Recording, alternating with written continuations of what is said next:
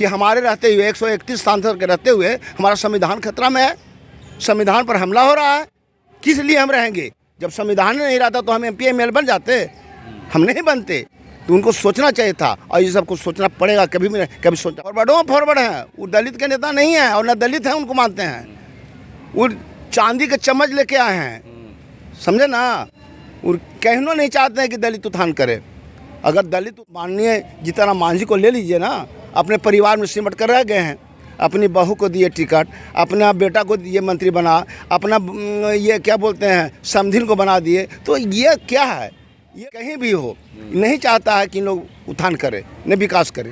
नहीं इसका बाल बच्चा देखिए, कोई पढ़ा लिखा है? कहीं नहीं पढ़ता लिखता है। अगर हम लोग नदी में पानी आ जाता है, कभी पानी में रहते हैं, रात भर रहते सोते हैं। हम लोग कैसे कैसे घर बना के रहें, करके रहें। हम लोग बोला कि शायद दीजिए हम लोग का कॉलोनी, तो ना दे रहा है कि कॉलोनी नहीं मिलेगा।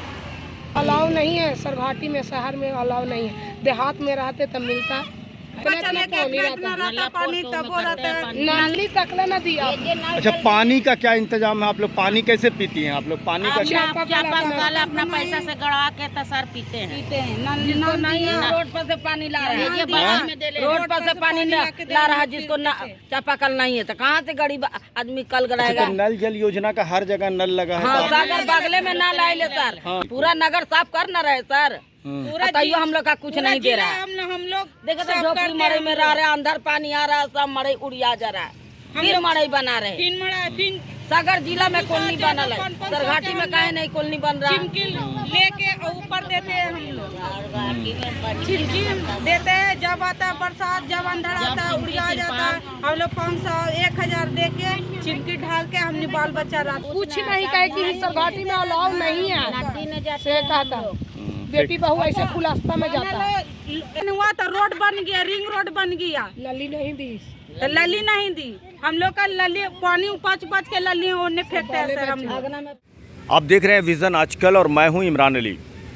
आज हमारे साथ बातचीत करने के लिए हैं ग्रामीण चिकित्सक कृष्णनंदन प्रसाद जी, जो कि अंबेडकर संघर्ष समिति के गया ज़िला के अध्यक्ष हैं और बहुत सारे सामाजिक मुद्दों पर अपनी आवाज़ को बुलंद करते हैं। आज हम बात करेंगे, जो हमारे पीछे देख रहे हैं नदी का ये किनारा है और यहाँ पे जो झोपड़ी नुमा घर है, ये तमाम घर जो है वो उन गरीबों का है, उन दलितों का है जो शेरघाटी के सफाई कर्मी हैं। ज़्यादातर लोग इन घरों में वही लोग रहते हैं जो शेरघाटी नगर परिषद के सफाई कर्मी हैं, उनके परिवार रहते हैं।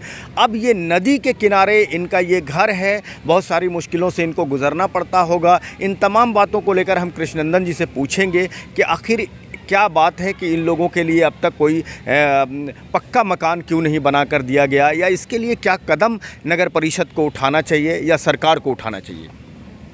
देखिए, चाहे केंद्र सरकार हो चाहे राज्य सरकार हो, हम तो कहें NDA की सरकार हो, जो भी सरकार बनी है वो गरीबों को ठगा है।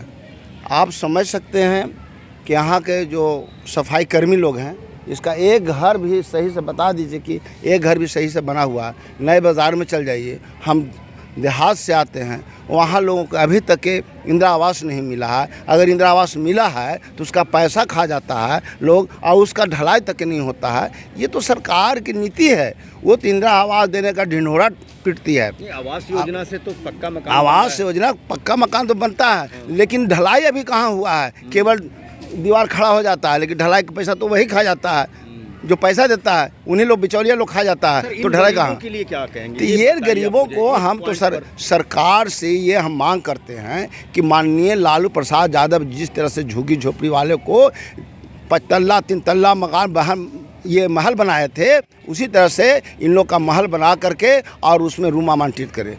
हम सरकार से ये मांग करेंगे, तभी इन लोग का घर बनेगा। नहीं, स्थानीय स्तर से नगर परिषद भी आवास योजना, नगर परिषद में भी ये फंड आता है और आवास योजना नगर परिषद खुद देती है शहरी लोगों को। फिर नगर परिषद के ही ये कर्मचारी हैं, सफाई कर्मी हैं, फिर नगर परिषद अब तक कोई कदम इनके लिए क्यों नहीं उठा? परिषद तो वही तो हम बताए, तो कोई नहीं चाहता है कि इसका इंदिरा आवास पूर्ण रूप से बने, या पानी इसका उपलब्ध मिले, या कपड़ा बढ़िया से पहने, या शिक्षा एजुकेशन प्राप्त करे। अगर ऐसा करता है तो हमारी रोटी फिर गलेगी नहीं। सर, बड़े बड़े दलित नेता हैं जो दलितों की राजनीति करते हैं, दलित नेताओं को आगे किया जाता है हर दल में, सत्ता में भी और विपक्ष में भी। दलितों के नेताओं का उत्थान हो जाता है, उनके पास गाड़ियाँ, बंगला, तमाम चीज़ें आ जाती हैं, फिर ये सब चीज़ें जो हैं, जो रियल चीज़ें, जो ग्राउंड पर, जो इन दलितों के हालात क्या उनको नहीं दिखते? और नहीं, क्यों नहीं दिखते? देखिए, दलितों की जहाँ तक बात कर रहे हैं, जो नेता है वो कुर्सी के लिए केवल उन लोग लड़ता है। चाहे अभी हमारा संविधान जो खतरे में है, या विपक्ष के लोग जितने भी हैं हल्ला करते हैं कि बीजेपी वाले ऐसे कर रहे हैं या एनडीए वाले लोग ऐसे कर रहे हैं। 131 सांसद जीत के गए हैं दलित। अगर जिस दिन दलित नेता तैयार हो करके एक साथ इस्तीफा दे देंगे, उस दिन बीजेपी की सरकार गिर जाएगी, एनडीए की सरकार गिर जाएगी। लेकिन वो तो उसी की बात करेगा ना, कुर्सी की बात केवल करता है, वो दलितों की बात नहीं करेगा। आप माननीय जीतन मांझी को ले लीजिए ना, अपने परिवार में सिमट कर रह गए हैं, अपनी बहू को दिए टिकट, अपना बेटा को दिए मंत्री बना, अपना ये क्या बोलते हैं समधिन को बना दिए। तो ये क्या है?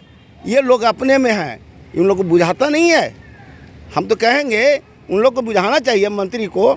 जीतन राम मांझी उनका बेटा दोनों मंत्री हैं, वो केंद्र सरकार में, वो बिहार सरकार में। चिराग पासवान भी, चिराग पासवान तो और कहिएगा, वो तो इतना तक बांधते हैं, वो कवाड़ बांधते हैं। उनको दलित नहीं कहिए, उनको दलित नहीं है, हम नहीं दलित मानते हैं उनको। क्या है? वो फॉरवर्डों में फॉरवर्ड हैं। अच्छा, वो फॉरवर्डों में फॉरवर्ड हैं, वो दलित के नेता नहीं है और न दलित हैं उनको मानते हैं। वो चांदी का चम्मच लेके आए हैं, समझे ना। और कहना नहीं चाहते हैं कि दलित उत्थान करे। अगर दलित उत्थान करे, एक बार भी बोला है? जो यहाँ के हमारे जो गृह मंत्री हैं अमित शाह, जो बाबा साहेब पर अभद्र टिप्पणियाँ किया था, उसके बारे में एक आध शब्द बोले? कभी एक शब्द नहीं बोले हैं। इन लोग को ढकने में पानी में डूब कर मर जाना चाहिए था कि हमारे रहते हुए 131 सांसद के रहते हुए हमारा संविधान खतरा में है, संविधान पर हमला हो रहा है। किस लिए हम रहेंगे? जब संविधान नहीं रहता तो हम एमपी एमएलए बन जाते, हम नहीं बनते। तो उनको सोचना चाहिए था, और ये सबको सोचना पड़ेगा, कभी भी नहीं, कभी सोचना पड़ेगा। और ये लोग दलित भी लोग और लोग ऐसे ही है कि इन लोग को जुटाते हैं लोग। वोटें नहीं देना चाहिए इन लोग को। स्थानीय स्तर पर क्या मांग करेंगे इनके आवास योजना के लिए? हम स्थानीय स्तर पर यही आवास योजना से मांग करेंगे कि इनको उच्च बिल्डिंग बनाई जाए, सामूहिक रूप से इन लोग को गृह प्रवेश करवाना चाहिए। बहुत बहुत धन्यवाद सर, हमसे बात बहुत बहुत करने के लिए। धन्यवाद। ये थे कृष्णनंदन प्रसाद जी, जो कि दलित वॉइस कहा जाता है, इन्हें दलित की आवाज़ कहा जाता है। दलितों की मुश्किलों और समस्याओं को लेकर ये आंदोलन और संघर्ष करते रहते हैं। और ये अंबेडकर संघर्ष समिति के गया ज़िला के अध्यक्ष भी हैं। इन्होंने बहुत सारी बातें जो दलितों की मुश्किलें हैं, समस्याओं, उसको लेकर यहाँ पे कही हैं। और इनकी मांग है कि इनके लिए पक्का मकान बनाया जाना चाहिए। व्यूअर्स, हमसे जुड़ने के लिए बहुत बहुत शुक्रिया।